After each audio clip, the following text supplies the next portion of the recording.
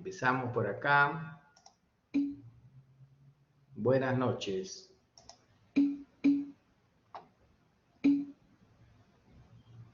El jueves nos toca examen, ¿no? Lección. Yo pensaba que era hoy día, así que ya la tenía preparada. Pero bueno, creo que vamos a tener primero la de tutoría antes que la de teoría, me parece. Bueno, ya estoy preparado. Ahora vamos a bajar.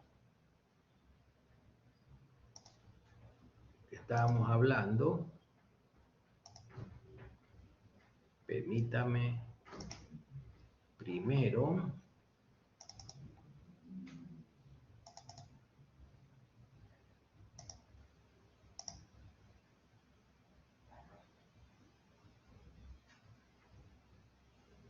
Molto bene.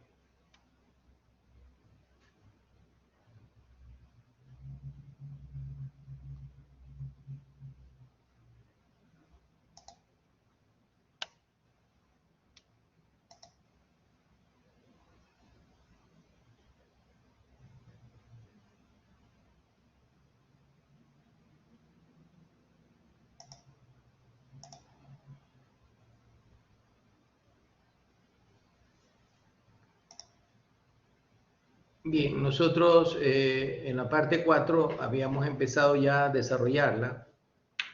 Bueno, creo que hay unos estudiantes que fueron el día sábado.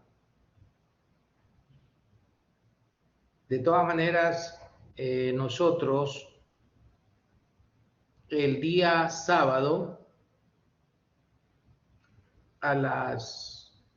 nosotros tenemos clase toda la mañana con los estudiantes de los paralelos 03. Y algunos de teoría fueron,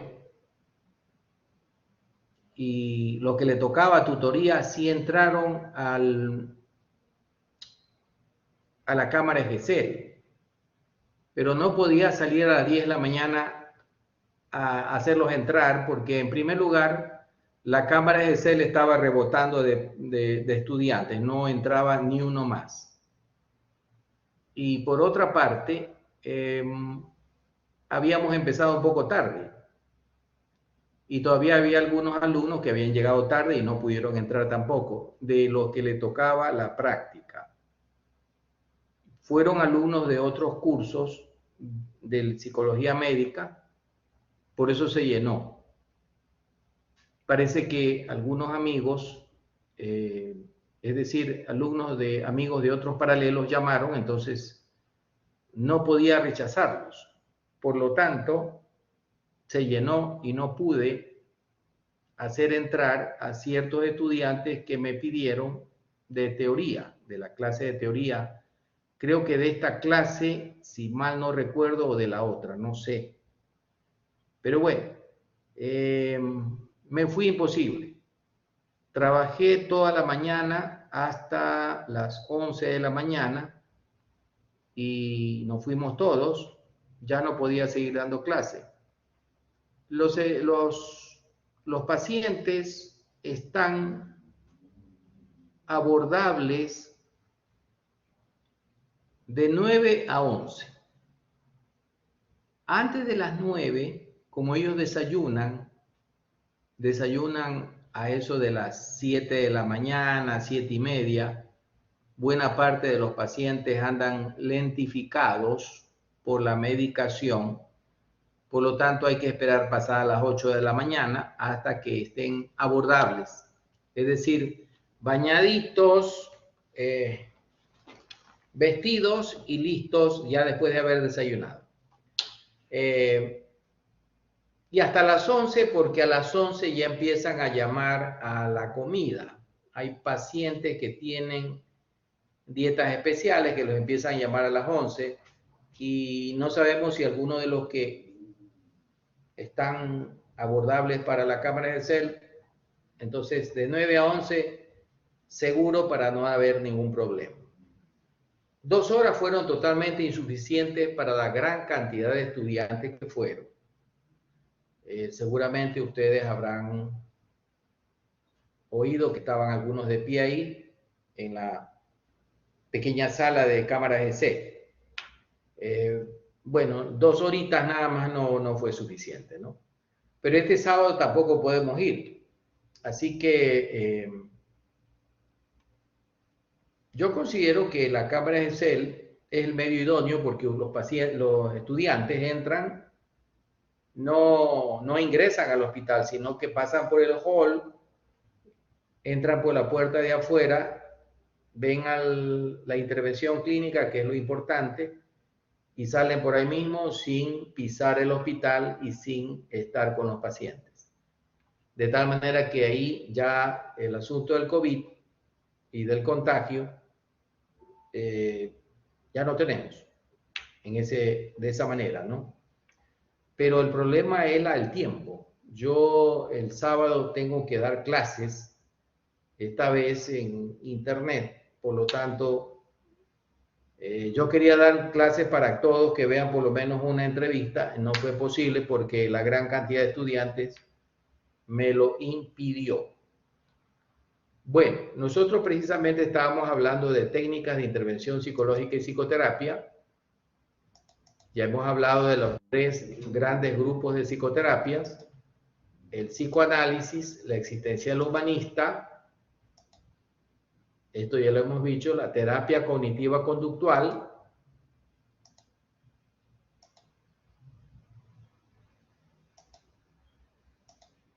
eso está en el libro guía sin ningún problema. Bueno, actualmente, desde el fin del siglo pasado, surgió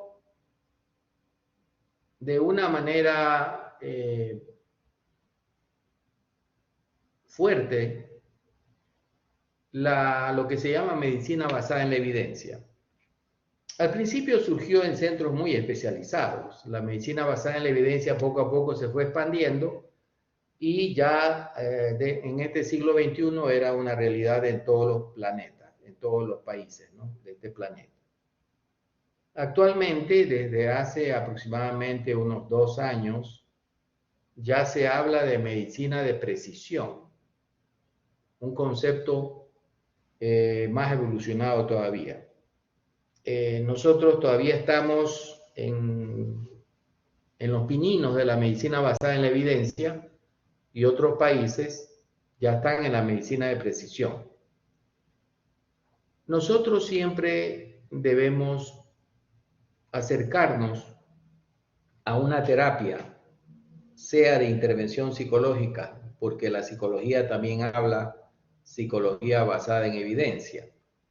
De hecho, si ustedes entran a la página web de acceso público, está en inglés, por supuesto, de la Asociación de Psicología Americana, APA, ponen las siglas APA o American Psychological Association, lo ponen así en Google y les viene la página oficial de la APA. En uno de los capítulos de ese sitio web, que es enorme, está las terapias validadas empíricamente. Significa que las terapias o los tratamientos psicológicos deben tener evidencia empírica de su eficacia. Y lo ponen en orden de evidencia empírica.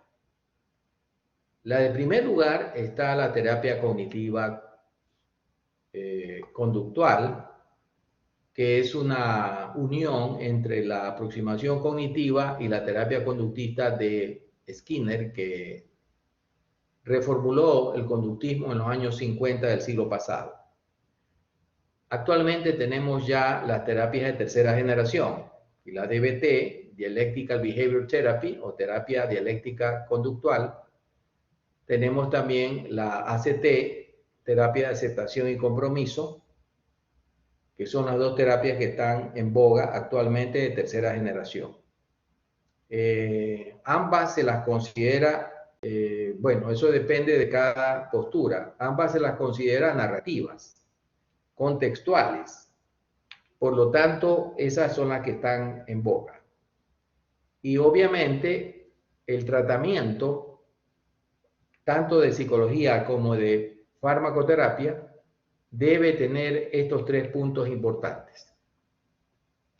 Cualquier tratamiento debe cumplir que el paciente llegue a estar mejor. Se cumple el adagio, los 3 puntos de los postulados hipocráticos. Primero, no hacer daño. Segundo, abstenerse de lo imposible. ¿Sí?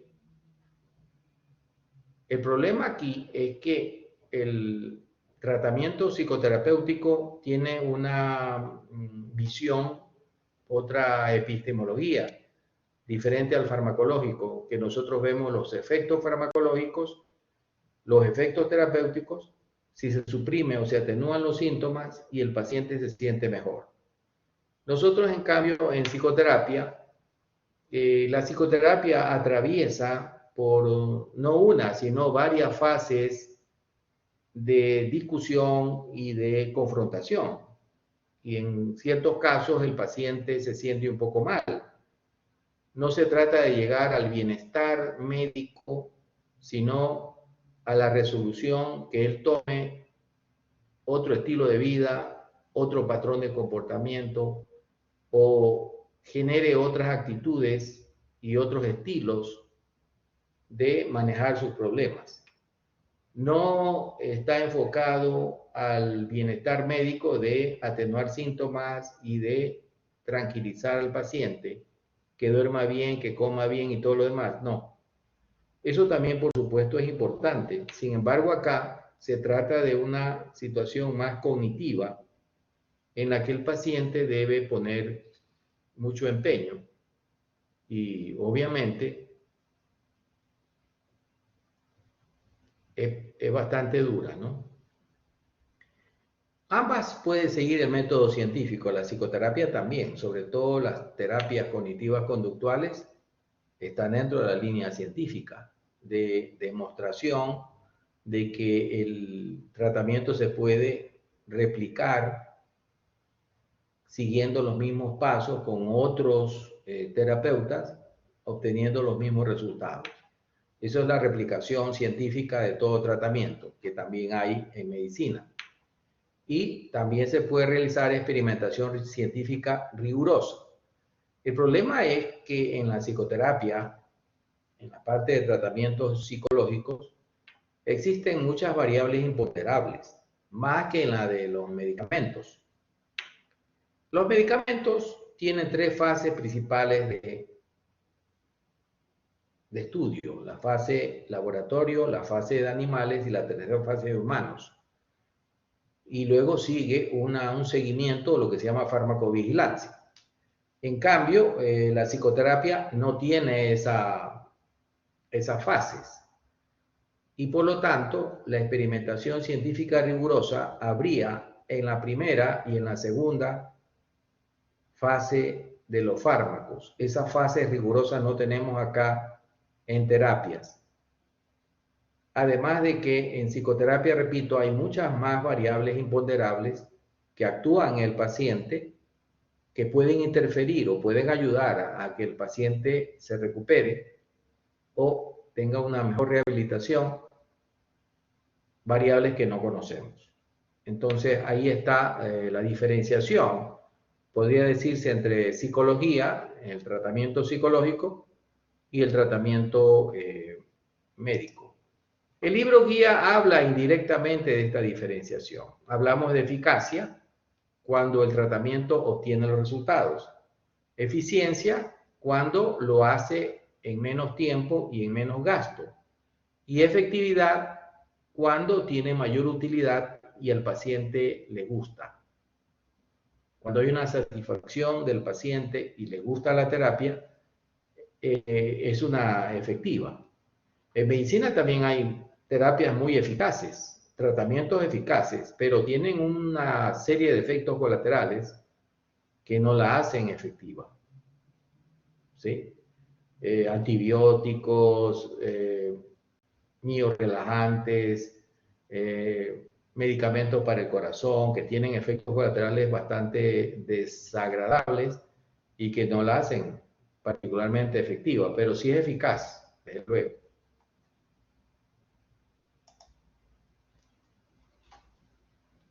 Bueno, los criterios para definir tratamientos bien establecidos, la prueba multicéntrica aleatoria, randomizada,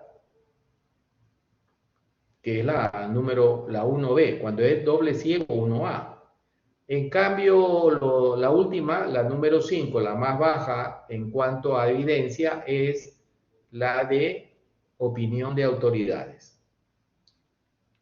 Lamentablemente, en la mayor parte de las escuelas psicoterapéuticas, me refiero a tratamientos psicológicos, no hay oportunidad ni hay espacio para hacer este tipo de evaluaciones.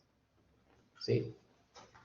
Por ejemplo, la terapia psicoanalítica rechaza completamente el método científico, rechaza completamente las demostraciones estadísticas de una valía o no de una terapia.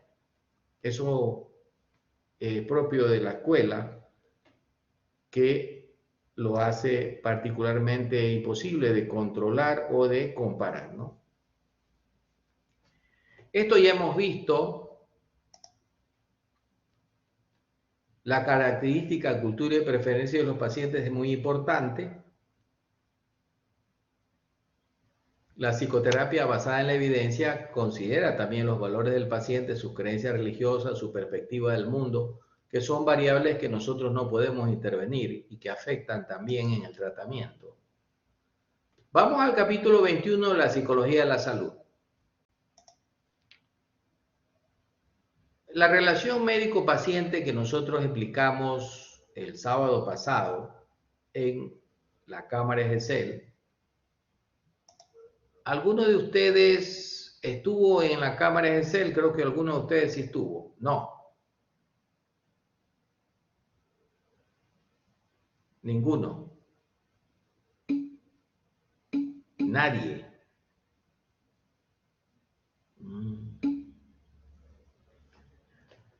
Ustedes les toca, ¿qué día la clase qué día les toca o qué horario les toca la clase de tutoría? ¿Martes a qué horas? Martes. Katy Monar sí fue, ¿no? Ah, ya, muy bien, Katy. ¿Y qué tal le pareció?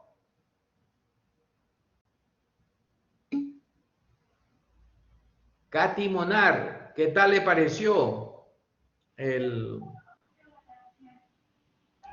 Hola, doctor. Sí, me gustó mucho porque vimos dos casos en el que habían, por ejemplo, problemas. El primer caso creo que tenía problemas de ansiedad, depresión, y el otro caso tenía problemas de violencia, o sea, de irritabilidad, como de problemas de ira.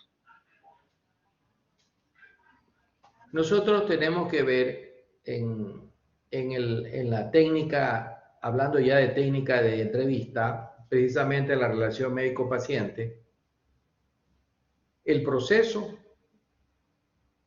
y el contenido resultado. Son dos cosas diferentes pero que están combinadas. Cuando hablamos de proceso en una entrevista es la relación verbal y no verbal entre dos o más personas. En la clínica puede haber una entrevista entre un paciente y 2, 3 o 4 médicos que al mismo tiempo lo pueden estar examinando y haciéndole preguntas. O lo contrario, 4 pacientes entrevistados por un médico. O sea, un entrevistador, 2, 3, 4 pacientes en una terapia de grupo, en una reunión de grupo, o lo contrario, 1, 2, 3, 4 médicos entrevistando a un paciente, examinando a un paciente. Entonces, la entrevista es una relación de 2 o más personas. Y es una relación de dos tipos: verbal, a través de lo que el lenguaje hablado y a veces escrito, cuando el paciente presenta informes, presenta respuestas a cuestionarios. Verbal y no verbal. Verbal, escrito y hablado. No verbal, el lenguaje corporal. Katy Monar, no sé si usted se dio cuenta, a ver si se dio cuenta, una pregunta. ¿Cómo estaba sentado yo? ¿Qué posición tenía la silla que yo estaba? Estaba como de lado. Ajá, Sí. correcto. Eso se llama proxémica. La proxémica estudia la distancia. ¿Sí? En el lenguaje corporal hay la kinestesia, la proxémica, ¿sí? La mímica y la géstica. Kinestesia es el movimiento, mover las manos, mover la cara, acompasadamente con lo que uno habla. La proxémica es tomar distancia. Usted puede observar entrevistas de todo tipo. En un centro comercial, ustedes ven cientos de entrevistas, personas que están conversando, 2 o más. Observen la distancia y de acuerdo a la distancia, ustedes pueden establecer una relación íntima, una relación de amistad, una relación meramente social o una relación meramente pública. La distancia entre las dos personas le da ese diagnóstico, con toda seguridad. Incluso en el momento que pase la pandemia y volvamos a la normalidad de antes, en lo que respecta a las relaciones sociales, sin mascarilla, ustedes van a ver que, y eso le digo a mis alumnos cuando teníamos clases presenciales, observe usted cuando llega una persona a la facultad, se saluda con todo el mundo, se acerca y habla con uno, habla con otro, no siempre guarda la misma distancia, jamás. Y él no se da cuenta, pero al momento de poner una distancia, usted la mide y va a ver que con ninguna persona tiene la misma distancia, en uno más cerca, otro más lejos. Ese manejo de la distancia, la proxémica, también se lo establece en la consulta, en la entrevista. Y ahí viene la posición de las sillas. Si usted pone la silla frente a frente con el paciente, contrario a lo que la gente piensa, ponerse frente a frente con el paciente bloquea al paciente. Solamente la técnica de la confrontación, es decir, la posición de confrontación frente a frente, mirando a los ojos, se utiliza muy rara vez, por ejemplo, con los pacientes de conducta psicopática, drogadictos. Cuando ellos están mintiendo, entonces uno los confronta. La técnica de confrontación es muy rara vez utilizada. Lo más que se hace, lo más frecuente, es poner la silla de lado, sin confrontar al paciente, de tal manera que él habla y se expande y no tiene problemas. Pero si usted pone la silla frente y lo está mirando fijamente, frente a frente, el paciente se cierra, no colabora con la entrevista. Esas son técnicas, por ejemplo, que usted la vio. Yo de lado completamente poniendo la oreja, de lado poniendo la oreja y viendo los dos el panorama, juntos frente a su problema, para juntos ver el problema y juntos solucionarlo. En cambio, si yo me pongo frente a frente, estoy confrontando y distanciándome con el paciente. Eso está bien escrito, bien establecido y son reglas que nosotros seguimos en la entrevista, ¿verdad? Entonces, en la entrevista, cuando hablamos de relación médico-paciente, entrevista, relación de 2 o más personas. Comúnmente tenemos al médico y tenemos al paciente. La relación verbal y no verbal entre los dos, eso es entrevista. Y la entrevista, repito lo que dije hace un momento, se evalúa el proceso y se evalúa el contenido o el resultado. ¿Qué es el proceso? Ver el triple marco, la armonía, empatía, transferencia contra transferencia, y observar que el paciente en las 5 fases de la entrevista, presentación, introducción, desarrollo o cuerpo, cierre y finalización, que también pertenece al proceso, porque toda entrevista debe tener esas 5 partes. Así sea una entrevista de 5 minutos o de 2 minutos, usted debe tener esas 5 partes. Presentación, introducción, desarrollo cuerpo, cierre y despedida. En los dos casos que vimos, los estudiantes se dieron cuenta en dónde estaba cada fase, claramente. Y ese es un proceso que se hace, es universal. En todo el mundo, los médicos utilizan eso, ese tipo de fase de entrevista, 5, que no debe faltar ninguna de ellas.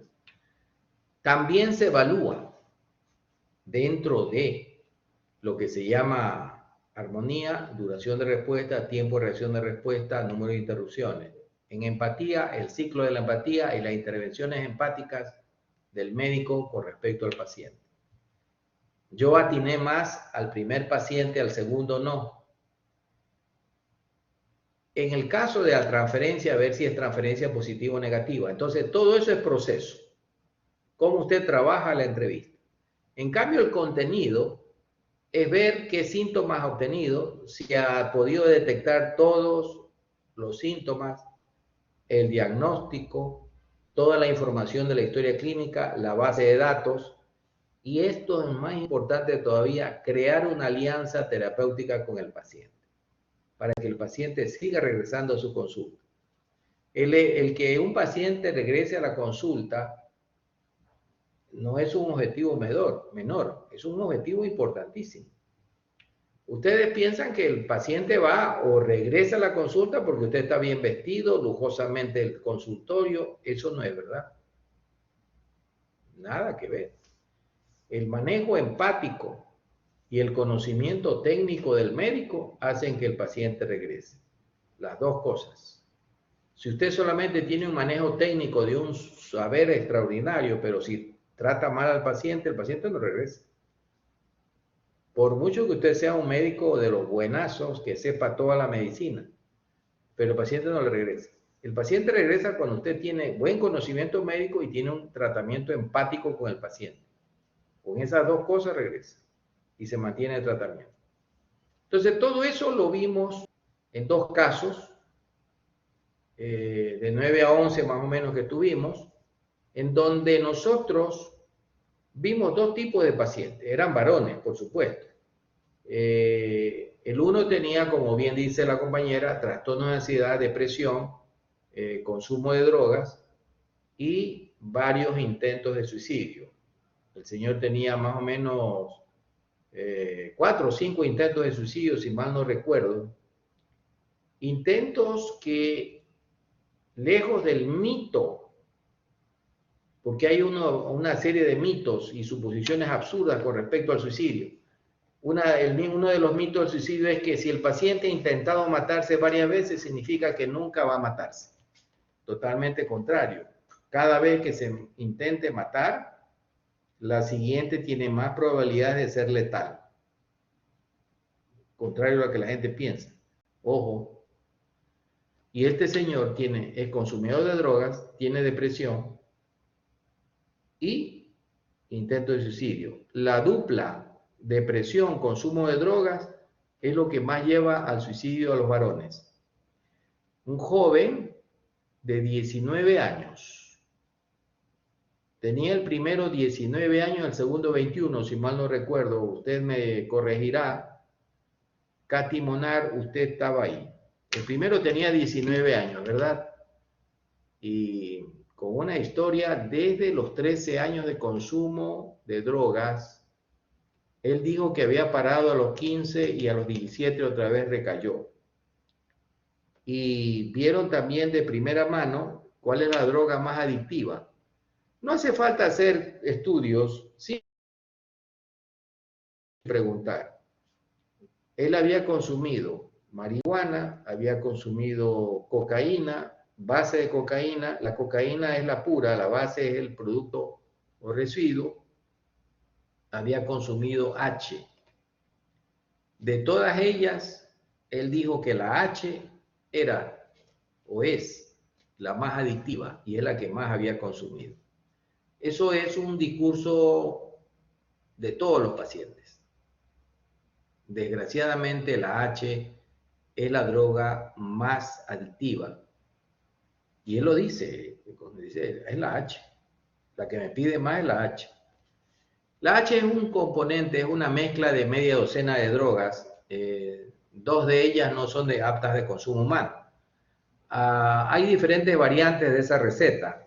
Nosotros cuando trabajamos con la CETED, Secretaría Técnica de Drogas, que fue eliminada en el gobierno anterior, lamentablemente ya no hay quien haga estudios epidemiológicos, ya no hay quien haga investigación. Nosotros trabajamos con la CETED y con la CETED vimos, fue la primera análisis que se hizo con laboratorios de la CETED porque son muy caros, y se demostró más o menos 6 sustancias y diferentes recetas. En una receta, en un grupo de muestras, se obtuvo que utilizaban estricnina. La estricnina, pero no la sacaban la estricnina pura, la sacaban del veneno para ratas. El racumín tiene estricnina y le ponían una cantidad de estricnina. La estricnina es una fuerte sustancia psicotrópica. Claro, produce temblor y parálisis en los ratones y lleva a la parálisis respiratoria, pero en pequeñas dosis tiene efectos alucinógenos. Ahora, el problema es que la gente consume tanta de esta H que lleva a depresión respiratoria y hay muerte por eso. Pero a los cocineros de las bandas, bueno, el cocinero es el que prepara la droga, es el que mezcla los ingredientes llevando con una receta. Más o menos como, bueno, yo diría que estoy haciendo una comparación peyorativa. Para que se entienda mejor, utilizo didácticamente la figura de la Coca-Cola. Si saben ustedes que la Coca-Cola se envasa aquí, hay fábricas envasadoras. Los materiales son traídos en parte de Estados Unidos y otros se los consigue aquí. Se los mezcla aquí mediante una fórmula que es secreta. ¿Sí? Y sale la Coca-Cola, la envasan y la venden. La Coca-Cola, por esa razón, por los componentes, varía de sabor. Usted cuando va a los Estados Unidos dice, se me toma una Coca-Cola y es diferente a la del Ecuador. Cierto es porque los componentes, la materia prima, la mayoría son de aquí del Ecuador y cambia los sabores un poco, ¿no? Bueno, así sucede con la droga H. Son más o menos 6 componentes. En uno le ponían estricnina, en otro le ponían cafeína. Tenían 2 eran disolventes de pinturas, no aptas para el consumo humano, pero ponían allí como una especie de saborizante, digamos así, y que le daba esa mezcla es hecha precisamente para que le dé mayor potencia adictiva. Un niño cuando la prueba, y la prueba porque un amigo se la da, la prueba por curiosidad, inmediatamente queda enganchado. El otro día pide, y entonces ya el niño le dice, te cuesta tanto, y la banda de esa manera recluta nuevos consumidores. El amigo, el niño que está en el curso que vende droga. Eso ya es un fenómeno archiconocido. Cuando nosotros estudiamos ese fenómeno, la CETED investigó, efectivamente sucedía eso en la mayoría de los colegios, en todos los niveles, No solamente la gente piensa que la droga está en los barrios periféricos. Probablemente, cierto es, está en gran cantidad, en mayor cantidad, pero también hay en todos los niveles. Y el problema es en todos los niveles también. Entonces, ¿no? Es uno de los puntos muy importantes de la psicología médica. La relación médico-paciente que ya la estableció el mismo Hipócrates y hablaba el mismo Paracelso que la relación médico-paciente es una relación sagrada. decía que la palabra médico viene de Dios y que el médico debería trabajar principalmente por compasión, ¿sí? Efectivamente, Paracelso fue un revolucionario de la medicina, un médico de la Edad Media. Y efectivamente la relación del el médico-paciente es una relación sagrada y confidencial. Solamente se rompe la confidencialidad cuando se trata de delitos o de lesiones a terceros. Aquí tenemos aspectos que el libro, 54% de las quejas de los pacientes, el 45% de sus preocupaciones no son comentadas con los profesionales. Es decir, el médico se centra en la parte exclusivamente técnica y deja de lado el 54% de las quejas y el 45% de las preocupaciones. 50% los pacientes se quejaban de que no estaban de acuerdo con el médico de cuál es el principal motivo de consulta. El tiempo medio del que disponen los pacientes para hablar sobre su problema antes de ser interrumpidos por los profesionales es de 18 segundos. Empieza el paciente a hablar y en los 18 segundos más o menos el médico lo interrumpe. Así que prácticamente el paciente no le dan oportunidad. Cuando hablamos de técnica de la entrevista, es importante empezar con entrevista abierta. Eso es el proceso de la entrevista. Entrevista abierta es dejar hablar al paciente. Y claro, dependiendo del tiempo que nosotros tenemos, una entrevista de 20 minutos, dejarle hablar 5 minutos. Él habla, sin ninguna interrupción. Dejar hablar al paciente en el momento inicial de la entrevista, que él empiece hablando lo que quiera, es fundamental para que la entrevista tenga alta calidad.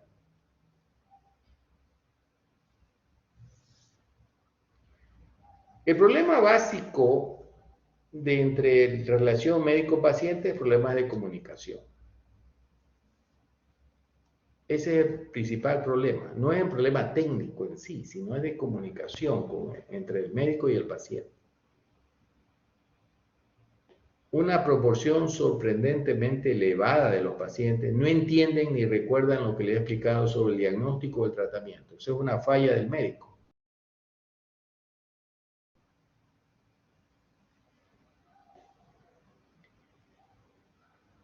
El consenso de Kalamazoo sigue siendo clásico, digamos así, no ha sido superado. 5 cosas importantes: abrir la discusión, obtener información, comprender la perspectiva del paciente, compartir información, alcanzar un acuerdo sobre problemas y planes y cerrar la sesión. Es lo mismo de las 5 fases que nosotros hemos hablado. Presentación y apertura o introducción es abrir la discusión.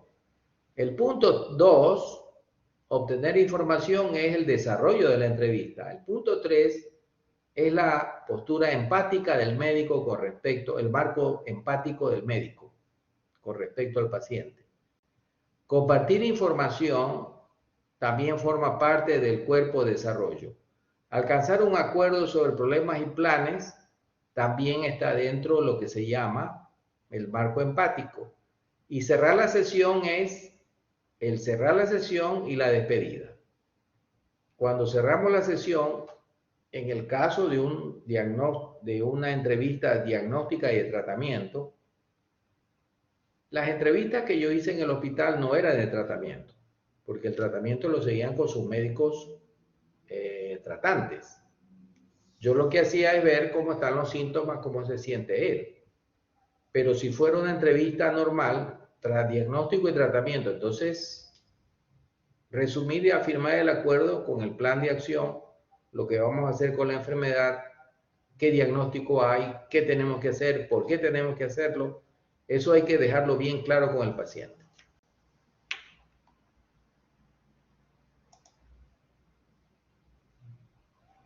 Bueno, hay diferentes tipos de modelos, ¿sí? El que más me gusta es el número 2, el que dice 5 check print. Es el más yo diría, sucinto y sobre todo bien completo. Conectar, resumir, transmitir, red de seguridad y mantenimiento. Son las 5 cosas que nosotros buscamos en el paciente. Otro modelo, el TAS de tareas de la consulta, del modelo de la consulta de Pendiero. Comprender las razones por las que el paciente acude a la consulta. Por lo general, el paciente a veces tiene dobles razones. El falso motivo de consulta y después viene el verdadero motivo de consulta. Me ha tocado a mí en la consulta particular, el paciente viene con quejas de poder dormir. En la primera consulta desarrolla esa temática con ese motivo de consulta. Ya en la segunda, después de haber hecho mucha empatía con el paciente, él dice que el problema es su homosexualidad. Entonces él dice, yo soy homosexual, tengo mi esposa, mis hijos, pero tengo otro amante, lo tengo por muchos años, y este señor tiene muchos problemas con el alcohol y me hace la vida imposible y por esa razón no puedo dormir. Entonces ahí van saliendo las cosas detrás del falso motivo de consulta. Considerar la perspectiva del paciente. Nosotros en ese caso que acabo de narrar, no vamos a decirle al paciente, oye, vamos a hablar en contra de la homosexualidad, absurdo. Vamos a cambiar su manera de proceder, absurdo. Tenemos que considerar la perspectiva del paciente poniéndonos en el lugar de él y ver qué es lo que siente para de esa manera poder ayudarlo mejor. Capacitar al paciente para que elija una acción apropiada para cada problema. Capacitar al paciente para manejar el problema. Nunca dar consejos ni directrices. Aléjate de ese hombre, no te sirve, sigue con tu mujer, aléjate del hombre, eso no es válido. Considera otros problemas, usar el tiempo y los recursos apropiadamente, establecer una relación con el paciente que facilite la consecución de otras tareas, es decir, el triple marco de la entrevista, ¿no?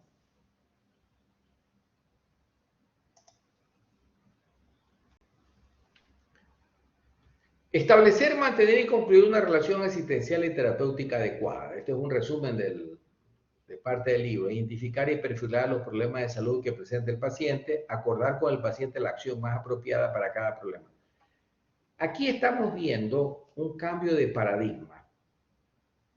Si nosotros recibiéramos esta clase en el año 1940 o 1950, esto no sería aceptado. En esa época primaba la medicina paternalista, el modelo paternalista. El modelo paternalista es una relación vertical. El médico está arriba con su saber y autoridad y el paciente está abajo. Y la acción del médico es de arriba hacia abajo, mientras que ahora tenemos el modelo de horizontalidad total, el mismo nivel, médico-paciente.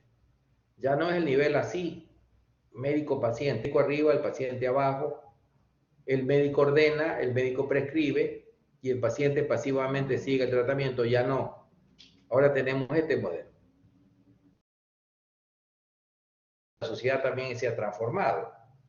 Actualmente tenemos el artículo 6, yo me lo sé de memoria porque es el artículo que nos causa problemas. El artículo 6, el derecho a decidir.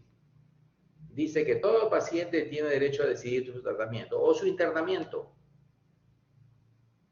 Aun cuando sea una operación grave que amerite operar so pena de muerte del paciente, si el paciente está lúcido, él tiene que firmar el consentimiento informado. Si no hay consentimiento informado firmado, el cirujano no puede actuar. Desde hace tiempo, ningún cirujano entra a operar si no le da consentimiento al paciente. Olvídate. No se puede. Por eso es el punto 3, acordar con el paciente la acción más apropiada para cada problema. Ese es el modelo horizontal. Informar y educar sobre las necesidades del paciente y utilizar adecuadamente el tiempo y los recursos, eso también estamos hablando de la efectividad.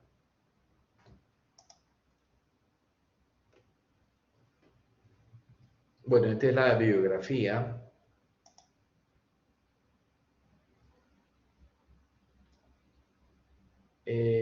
La relación médico-paciente tiene varias características que es bueno que la lea. A ver quién me puede ayudar. Erika Vera, tenga la bondad de leer los puntos importantísimos de la relación médico-paciente, que es tema de examen. Erika Vera. ¿Me escucha, doctor? Perfectamente, muy bien. Vamos. Dice, es fundamentalmente una relación entre dos personas, es decir, se trata de una diada o pareja. Es una relación de desigualdad o asimétrica. Las dos posiciones de los roles no están en al mismo nivel. El que asiste o ayuda posee la capacidad de influencia social, tiene el poder. Vamos al punto. Eso ha cambiado. No es que tanto tiene el poder, tiene responsabilidad más que poder. Ya el médico no es el que ordena y el otro hace, no. Es más responsabilidad que poder. Así que el segundo punto es bastante relativo. Sigamos. Esa relación de asistencia es una relación de espera, de esperanza. El asistido espera que le ayuden, tiene la esperanza de que será así, pero también el que asiste espera que el asistido haga determinadas cosas, que sea sincero, que cumpla las recomendaciones, etc. Es una relación de confianza mutua. La relación de ayuda es fundamentalmente verbal. La palabra es el principal intermediario de la relación, aunque es obvio que entran en juego otros elementos no verbales. La palabra es tan importante en este tipo de relaciones, que en muchas ocasiones se ha hablado de curación por la palabra. Claro, la palabra es muy importante y el médico tiene que cuidarse de lo que dice. Muy bien. Y aquí entramos entonces a los tipos de relación médico-paciente. Aquí, la más importante, la más frecuente, la que hemos dicho, es esta. La participación mutua, donde el paciente es un participante de su tratamiento. El médico ayuda al paciente a ayudarse a sí mismo y se da más en una enfermedad crónica, por supuesto que sí, pero es la más frecuente por eso mismo, porque en el mundo abundan las enfermedades crónicas más que las agudas. Las agudas tienen corto espacio de tiempo y pasan y se transforman en crónicas. La guía cooperación está en segundo lugar. Papel del paciente cooperador, obedece, dice al paciente lo que... Papel del médico, dice al paciente lo que debe hacer, proceso infeccioso agudo, por ejemplo. Y la actividad pasividad se da, obviamente esos casos también se dan. Sí se dan cuando se trata de operación quirúrgica, donde el médico totalmente, donde el paciente, digamos, es totalmente pasivo. Lo anestesian y él no hace nada ahí. Pero en cambio, en el resto de tratamientos, el paciente debe participar. El paciente tiene sus responsabilidades y también tiene que atenerse a cierto tipo de conductas. Por ejemplo, una persona que tenga diabetes no puede comer azúcar, no puede comer dulces. Y eso es responsabilidad del paciente. Entonces hay una participación y una responsabilidad mutua en esa problemática, ¿no? Tres tipos de relación. Actividad, pasividad, muy raro, solamente en los casos en los cuales el paciente está con su conciencia alterada, una infección grave, una operación quirúrgica. Relación de guía o cooperación cuando el paciente está con una infección postrado. Y la relación de participación mutua es en los problemas crónicos, que son la mayoría. Los modelos basados en el tipo de control, tenemos paternalista, cuando el médico protege al paciente como si fuera un padre, pero a su vez no le deja hacer nada al paciente. Cliente lista cuando el médico trabaja el paciente para agradar al paciente y venir y que vengan mayor cantidad de pacientes. De mutualidad cuando los dos cooperan en el tratamiento y de ausencia cuando el médico no pone ningún control o dominio o monitoreo, llámese como se llame, en el paciente.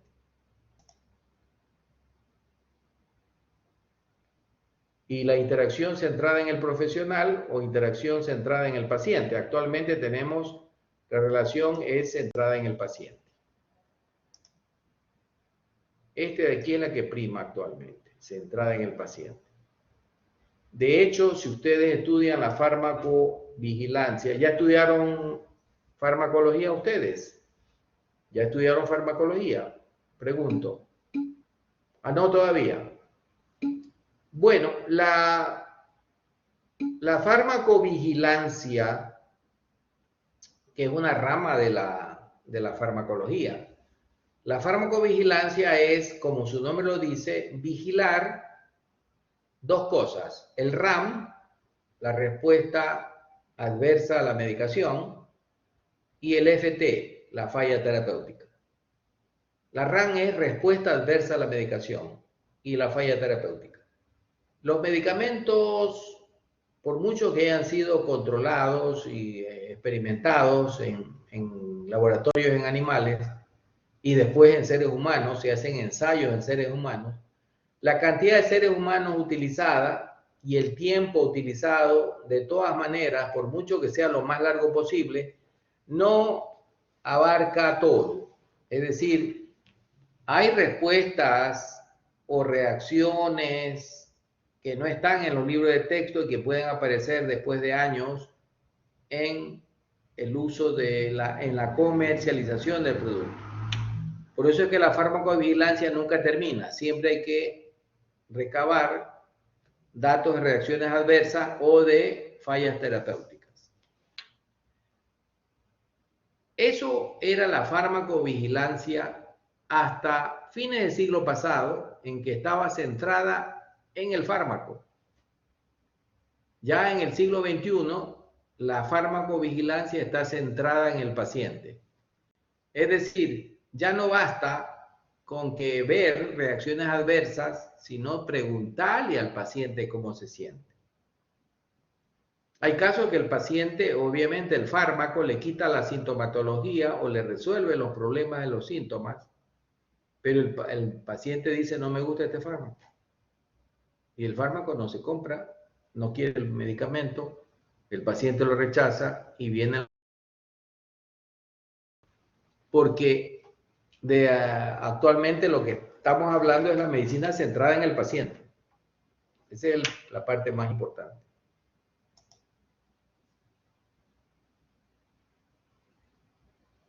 El caso es que el médico, en este caso, nosotros podemos, ¿cómo le damos una medicación al paciente? Convenciéndolo. Pero ¿cómo lo vamos a convencer? ¿Cómo lo vamos a hacer que tome la medicación? Primero puede ser por una argumentación lógica sobre las bondades del tratamiento. Una segunda puede ser coerción a través de los familiares. El médico que le dice a la mamá y a los padres, él no quiere tomar la medicación, entonces los padres dicen, a ver, un momentito, tienes que seguir la orden del médico. No, si no tomas la medicación, no te llevamos a Estados Unidos. Si no tomas la medicación, no te compramos lo que tú nos pides a fin de año. Entonces ahí tienen la coerción, ¿no?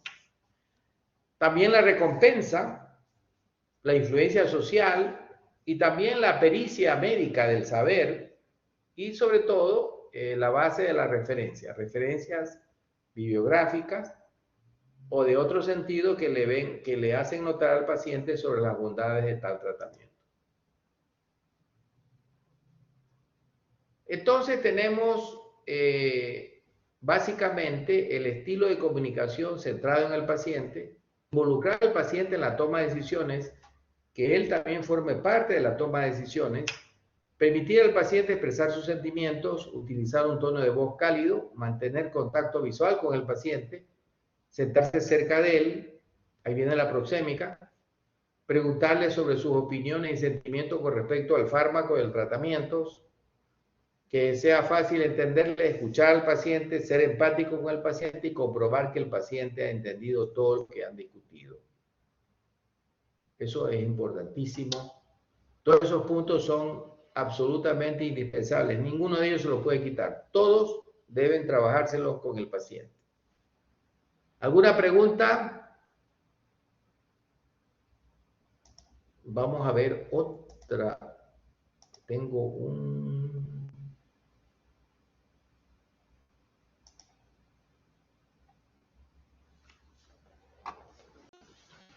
A ver. Para bajar esto, oiga, estas computadoras que se vuelven lentísimas.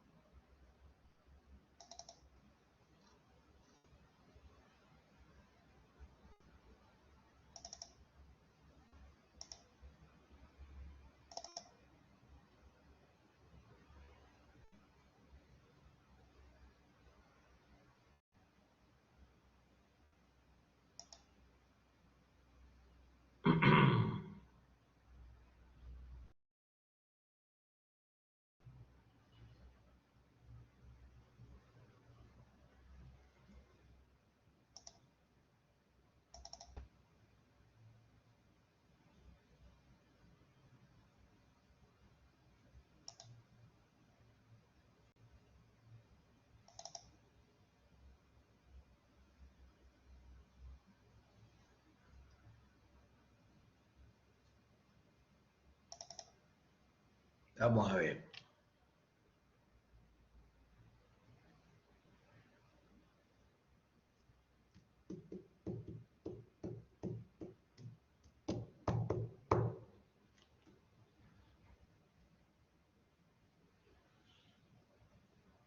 Súper lenta la compu.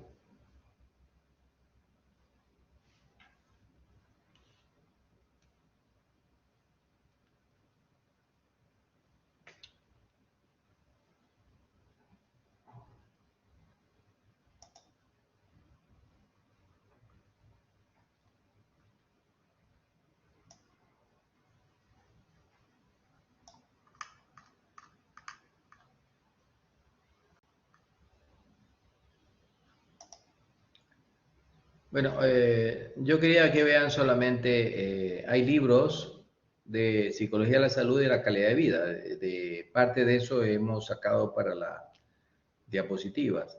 La psicología de la salud y la calidad de vida son conceptos, bueno, la psicología de la salud es una rama de la psicología.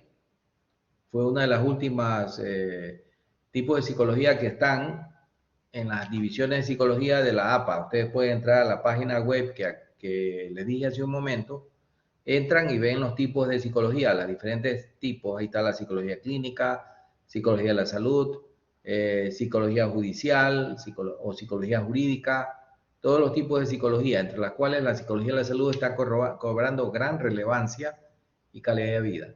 La calidad de vida, psicología de la salud está relacionada mucho con la parte psicosocial.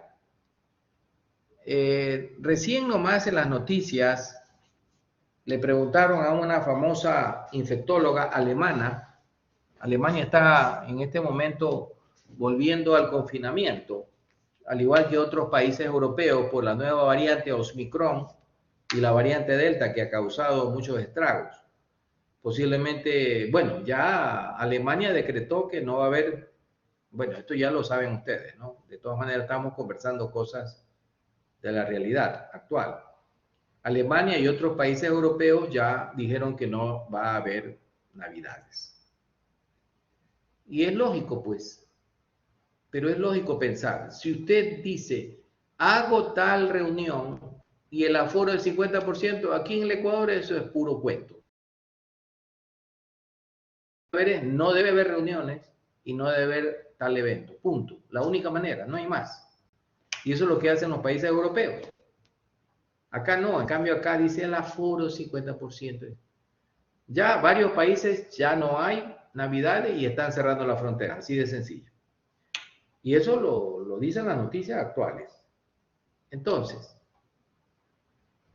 y le preguntaron alguna frase que me quedó impactado, y es así, porque es sencillamente así. La famosa infectóloga alemana dijo, la conducta del virus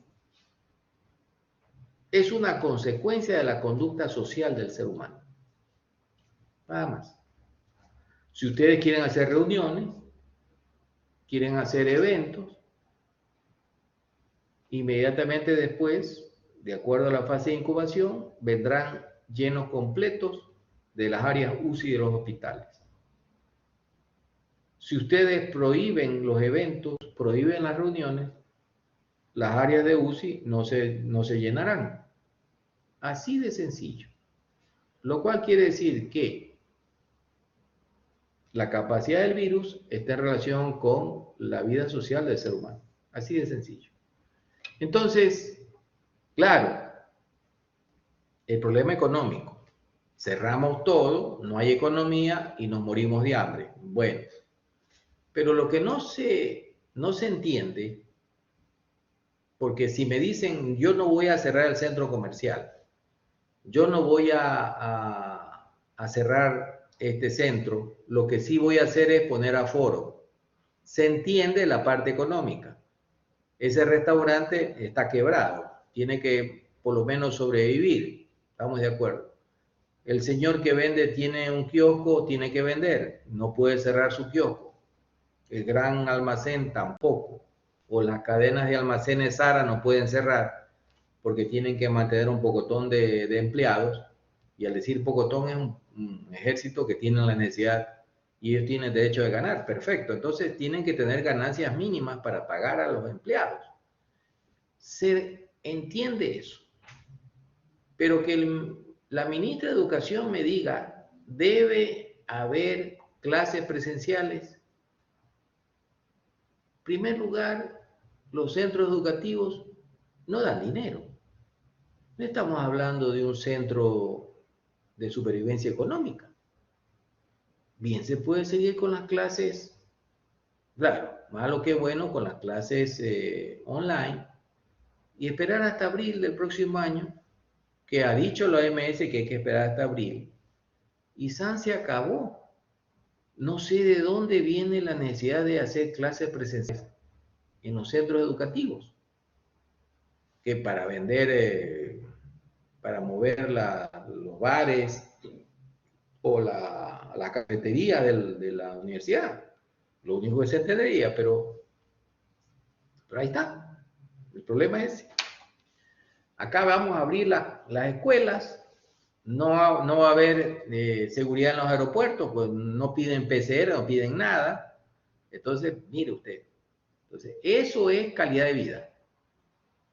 La calidad de vida está en relación con la vida social y personal de cada uno. Así de sencillo. Y eso repercute en una diabetes, una hipertensión y otros problemas más. Y los problemas infectocontagiosos y las muertes y todo lo que acarrea y lo que hemos visto en estos 2 años, pues ya llevamos 2 añitos, lamentablemente ya llevamos 2 años, ya vamos para 2 años. En marzo del próximo año, ya mismo estamos en marzo, allí. Y parece que vamos a seguir ahí, ¿no? Bueno, todos esos aspectos, este libro muy bueno, no lo tenemos como libro guía, sino que se los muestro nomás para que vean la importancia de este tema que estamos hablando, ¿no? Déjeme bajar otra cosita que quería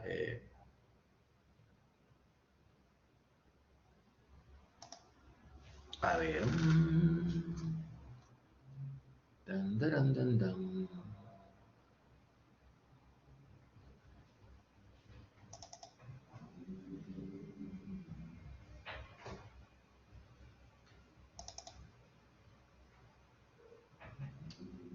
Vamos a abrir este.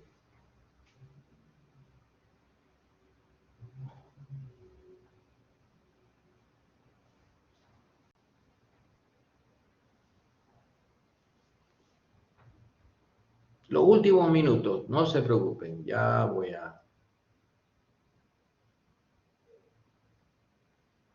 Ay, caramba. Qué largo que está.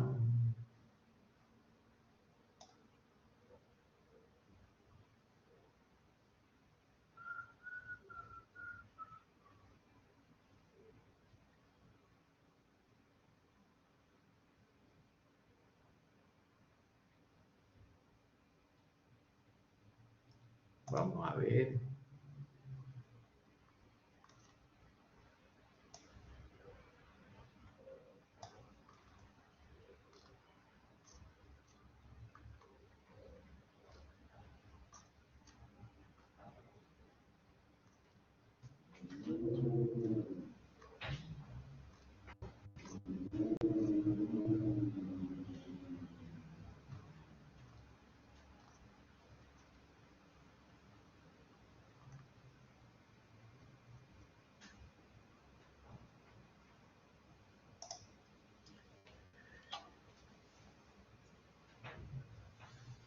¿Por qué surgió la psicología de la salud? Esta es una de las últimas psicologías que surgió por el cambio de los patrones de enfermedad. Ya en los años 70, los cambios epidemiológicos de las enfermedades varió.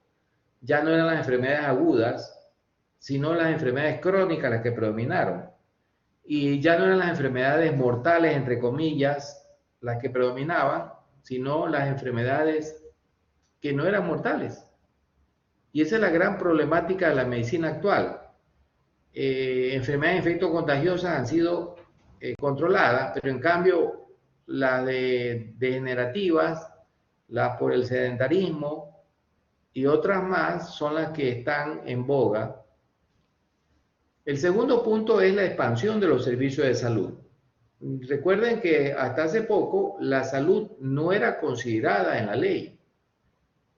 Ya a mediados del siglo pasado, en los diversos países, primero en los países del primer mundo y luego en los países más atrasados, la salud es un derecho. La Constitución de la República pone la salud como un derecho, algo que no estaba hace décadas. Esto fue algo reciente. Y hay aumento de la aceptación médica en general en el mundo. Por esa razón, la psicología de la salud surgió. Y tenemos la famosa Carta de Ottawa, que fue a fines del siglo pasado. Ottawa, pues Canadá, ¿sí? La promoción de la salud, dice, radica en la participación efectiva de la comunidad en la fijación de prioridades, la toma de decisiones para alcanzar un mejor nivel de salud. La Carta de Ottawa, 1986, marcó la vigencia de la psicología de la salud en la medicina. Es de la psicología. Entonces tenemos los diferentes tipos de riesgos, entre los cuales están riesgos sociales, conductuales, ocupacionales, biológicos.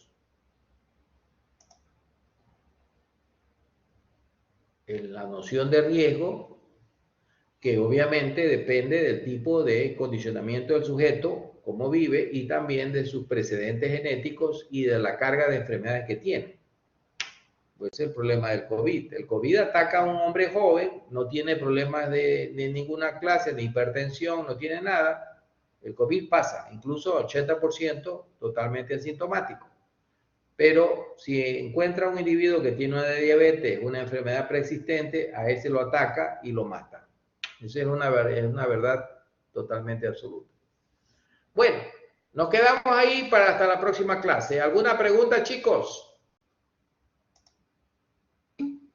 Thank you very much. Entonces, que pasen buenas noches, que descansen. Gracias y hasta luego.